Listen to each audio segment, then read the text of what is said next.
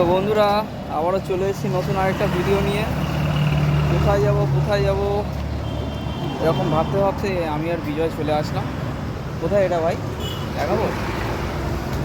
Vijaya place, বুঝতে পারছেন কোথায়? এই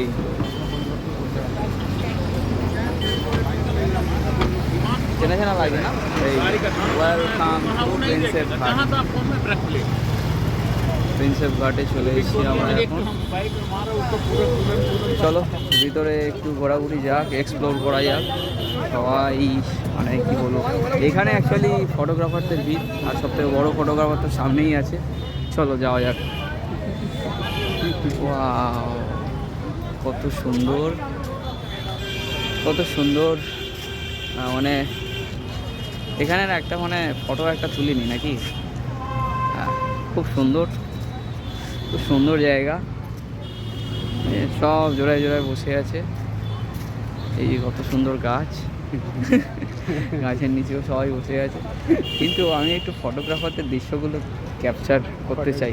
হ্যাঁ, ওই দেখ কত সুন্দর। হ্যাঁ, ওই দেখো ফটো তুলছে, দেখেছো?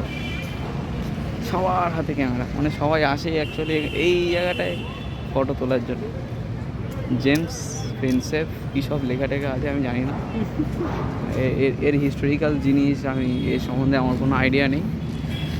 এইগুলো বিজয়ের কাছ থেকে শুনে নেব মোটামুটি। কিন্তু ব্রিজটা কত সুন্দর লাগছে, অসাধারণ অসাধারণ অসাধারণ।